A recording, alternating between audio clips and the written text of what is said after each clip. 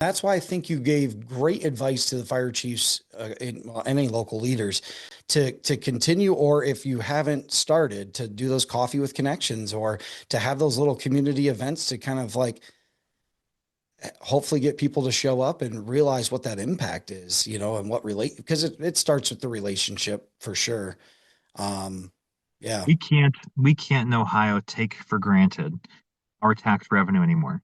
We have for decades, but it's just gotten to the point where we can't just assume that the property tax money is always coming in. But everybody Um, sees that pie chart. Everybody sees the pie mhm. chart, that pie chart when they get their property tax bill. And majority of it is the school systems in most areas. And in most areas, well, when we talked about this at the beginning of the episode, that we all locally, we all voted for that.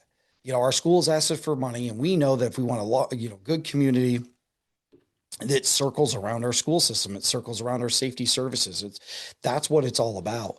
Um, do you think that because it does become like there's more levies and there's a lot of levies now? And if I remember right, I think there was a very few amount of levies that even failed last year, right? 87% of levies passed in November, Yeah. See, across the state.